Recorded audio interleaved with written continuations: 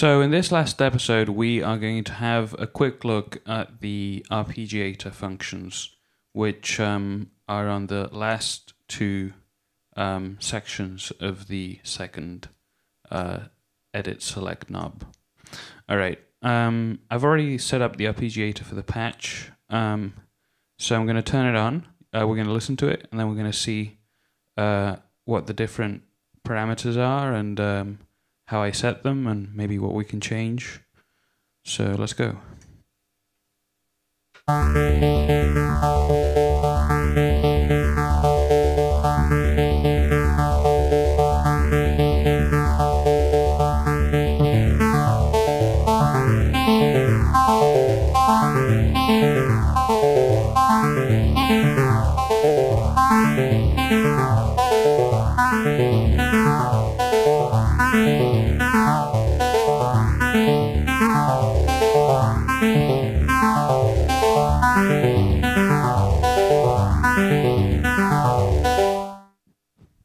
Okay, so to produce that sound, you have two sections. It says Arpeg A and Arpeg B.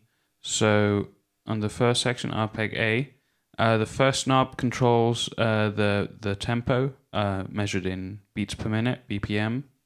The second knob looks at the note resolution of the arpeggiator. So this is set at 16ths. I can set it to 24ths, which is faster, 24 notes. Here we go.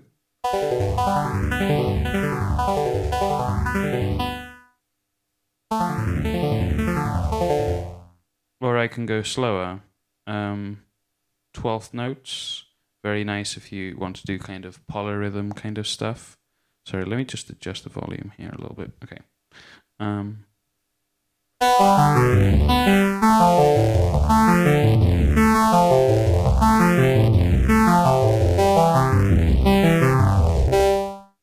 And also eighths, 8 notes.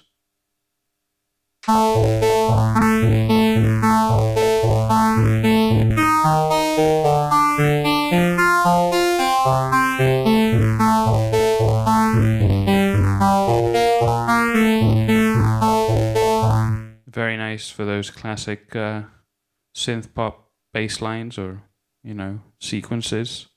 And then it goes on 6th notes to 4th notes, and that's pretty slow.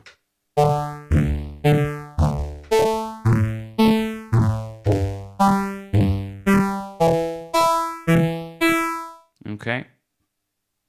So some of those lower settings can be quite nice with a delay added on top, especially because I didn't show this in the delay video, but you have the same note intervals when you set the delay to follow the tempo, to be tempo locked, basically.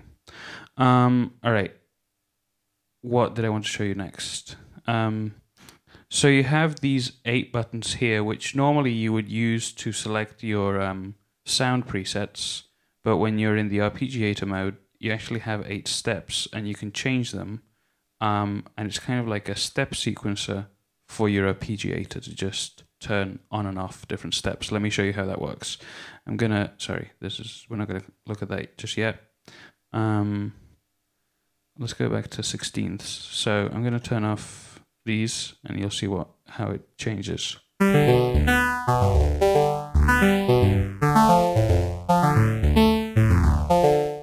going to go to Arpeggiator B section just to turn on the latch mode, which means that whenever I press a key, the sequence will be latched on, even if I let go of the keys. And that will allow me to show you this quite clearly.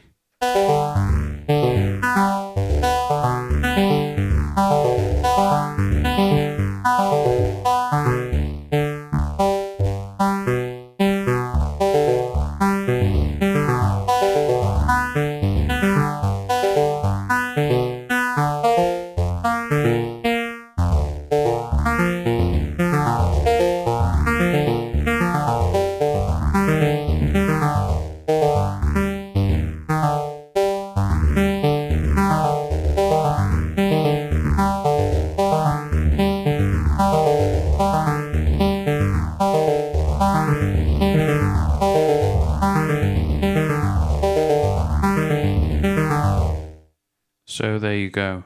You can see how you can affect those steps by just pressing on the buttons there. It can be quite useful to change up the rhythm of your arpeggiation. All right, back to the Arpeggiator A section.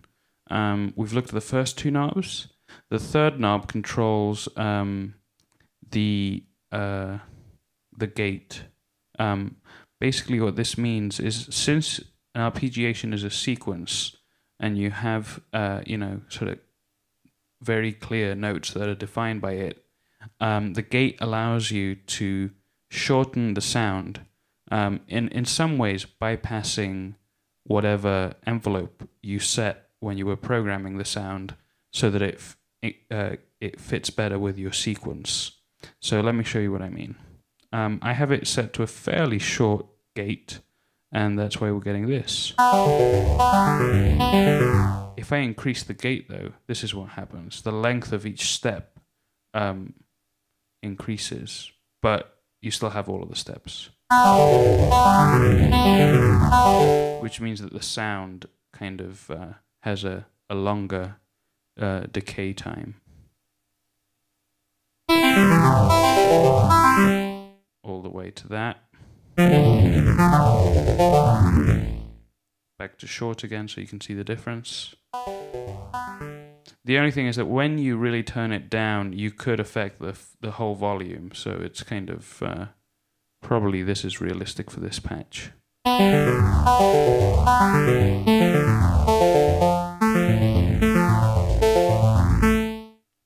With that setting, each step is still distinct sounding within what's possible. Okay, the next knob for the Arpeggiator A section is the type. Basically, I set it to down. You can have up. So basically, this is in what order the arpeggiator plays the notes in. So up would sound like this. Down would sound like what we just heard before. Starting with a higher note, moving downwards. AT1, let me show you what that is. AT1, I guess means alternative 1, and I'll just play this. So it's kind of like playing the notes, like a sort of piano exercise arpeggio, almost.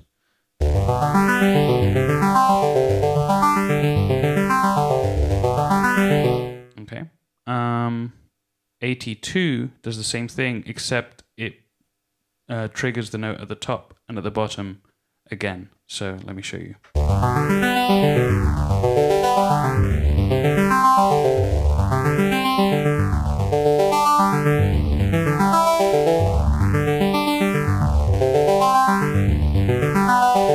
There you go. Sorry. The next arpeggiator type is random. So then it'll just play notes that you hold down in a random order. There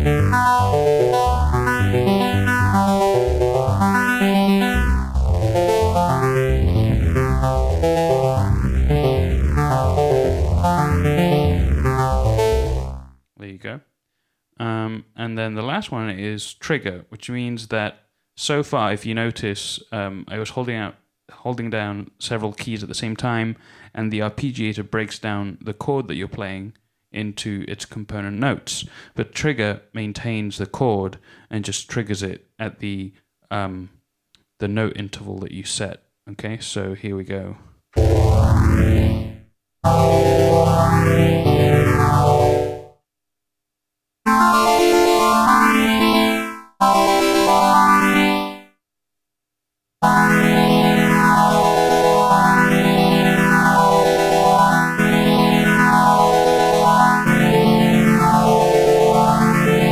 There you go. And the last section, I'm going to turn it back to down, or done, as they have it on here. The last section sets the range of the arpeggiator. At 1, it just plays the notes that you're pressing down. Nothing else. At 2, it plays the notes that you're holding down and then the next octave.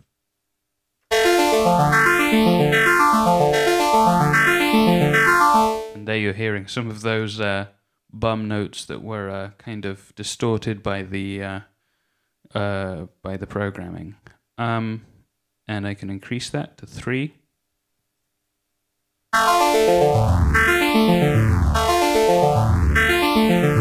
So as you can hear, more range in the arpeggiator, and 4 is the maximum.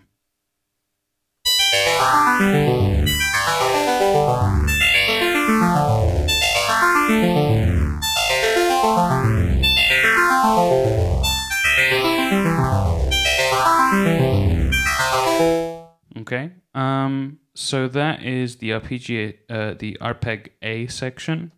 Let's go to the second arpeggiator section, Arpeg B. So latch we already saw. It allows you to just, if you turn it on, you hit some notes. And they keep playing. On and on. Okay, the next setting is swing. Now this one's a little bit tricky. Let me see if maybe if I go to Arpeggiator A, set the interval to 8th notes, and then turn the swing. Basically, it will add a little bit of a sort of syncopated feeling. I don't know if that's the right term, but that's how I think of it. So it's not so straight, you know. All right, so let me turn it on a little bit. And I'm going to turn the range down, actually, back to 2.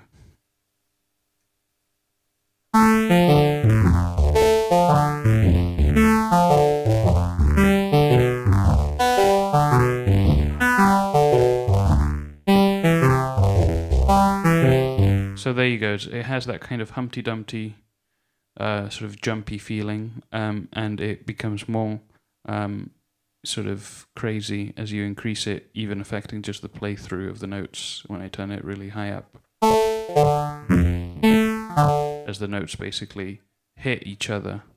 So that's how that works. The next knob on here is key sync, which basically right now, let me turn this down a little bit. Right now, when I hit a note, it doesn't necessarily start the arpeggiator immediately. It basically, whenever I hit a note, it waits for the timing to be correct to trigger the note. But if I turn on key sync, then I would be able to just trigger the note whenever I hit a key. So that's key sync on and off. The next knob, last step. So notice how you have 8 steps total in the sort of arpeggiator step sequencer. And you can see how the lights shine when, or blink when they play.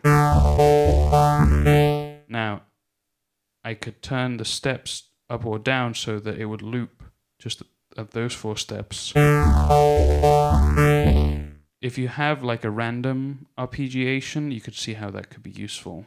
And then the last knob is the target timbre, which here is not having any effect because this is a monotimbral patch. But imagine that I had made a sound with 2 layers. I could say, okay, well, the arpeggiator only affects layer 1 or layer 2, or both. So that's quite useful. So all in all, that's the arpeggiator. Thank you for watching. Bye.